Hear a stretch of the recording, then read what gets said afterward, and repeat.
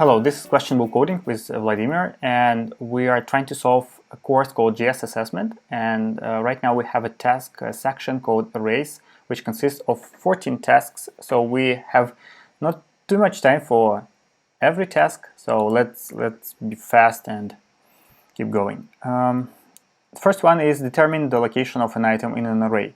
It's pretty straightforward. We already have it as a function name, but there is a built-in function called index_of. So we just call it for our array and passing the item. Sometimes I'll skip the waiting time for test because it can take quite a while.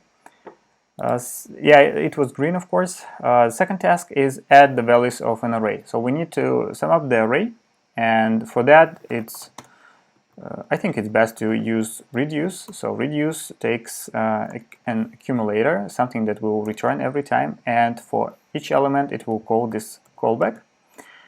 And what we need is just reduce the entire array to one value, and we can do it like just doing accumulator plus element. That should be it. Yes. Press test. And it's green. Next one, return a new array after removing all instances of a value from an array. So we need to remember that it's a new array. That's a good candidate for using filter. So filter, we also call it for the array. Filter, yes. And we have only one element as an argument, so it's also we are passing a callback, and for each array element we'll decide if we need to keep it or not in a new array. And we want to keep every element that doesn't equal item, because we want to remove all instances of an item. Okay, this one is green, so we are moving to the fourth one. We need to remove all instances of a value from an array and modify original array. Okay, that's a bit more tricky because yeah, we can't use filter here. And what we're gonna do, we're gonna go through all array elements with just a for loop. That's why one way of doing this. For let I equals 0, I less than array length, I plus plus. And every time we'll face the element if array I equals element equals item, we will do a splice. So splice function modifies the original array, and we need to give it a starting index and how many elements we want to remove, and in this case we need to remove only one, and then we'll return the array.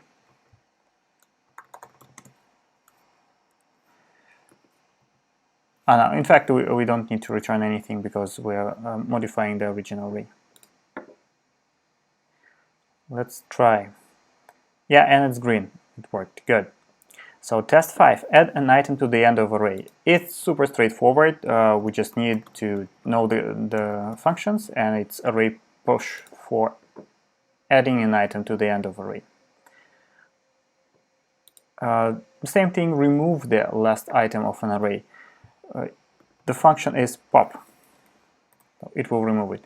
It's usually useful to learn them by heart and yeah, just memorize them. Another one is add an item to the beginning of an array. Same thing, or we can use, I think we can use unshift for that. Yeah. Sometimes I go into documentation just to refresh my knowledge because it's not an extremely useful thing, but it will help. Yeah, it is green. Now we need to remove the first item of an array, and shift will do the trick. Just array shift. And it's green. Test 9. Join together two arrays. I like this trick with spread operator, which is still kind of new. We need to spread array 1, so every element of an array will go as elements of this array and array 2, and we'll return it as a joined array.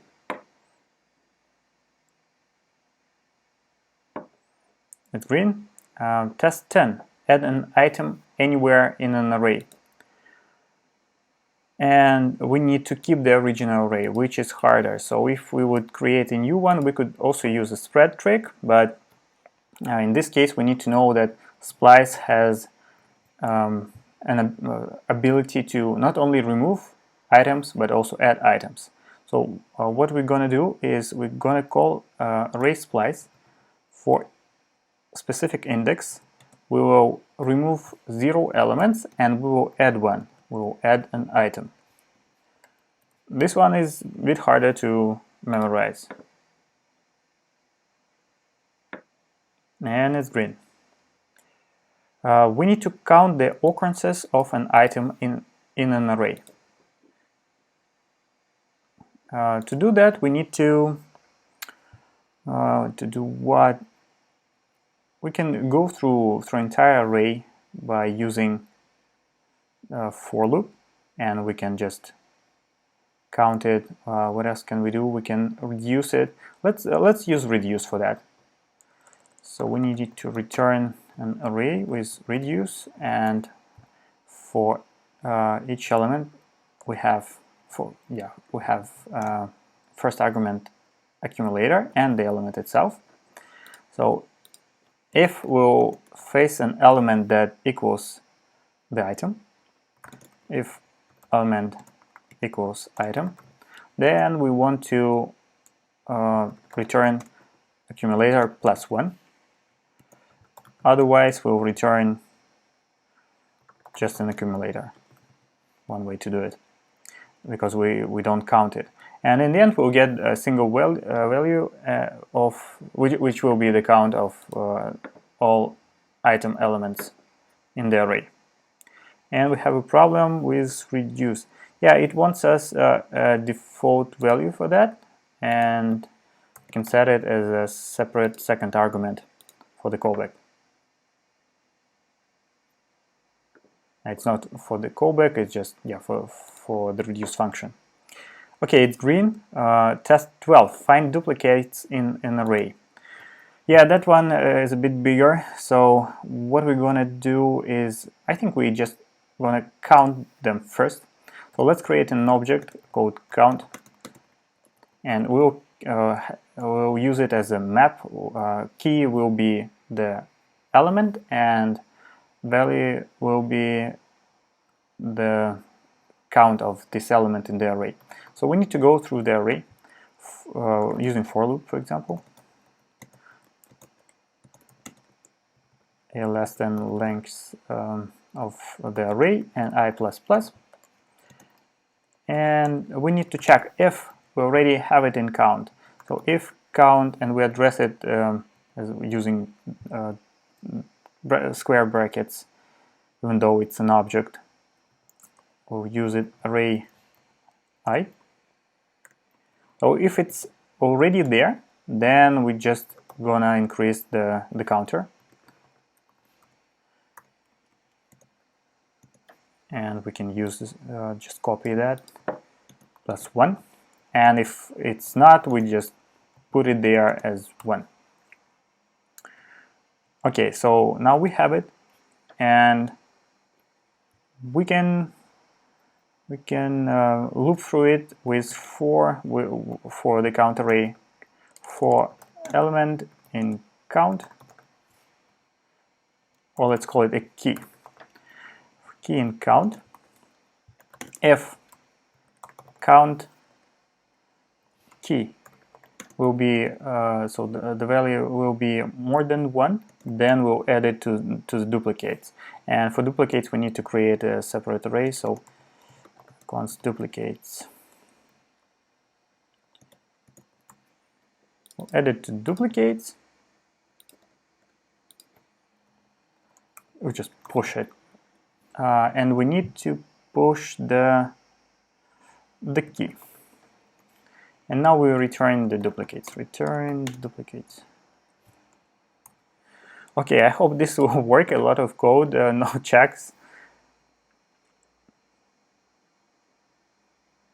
We are looping through this one time to get the count, and then another time to get the duplicated items. So it will be n complexity, so linear complexity.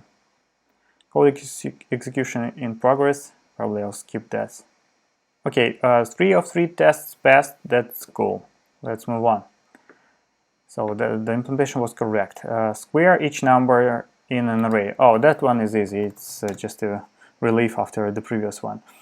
So we will return an array, and for each element, we'll go through each element with map, receiving this element in the callback, and we'll just do map, and we can do it like this, or we can multiply element by the same element, but it will square each number, and it's green. And the last one, find all occurrences of an item in an array. So for me, I already checked this task, and for me it wasn't clear. So we need to output, so I'm clicking test, and we need to output indexes. In that case, we also can go through for an array like this, so with a basic for loop.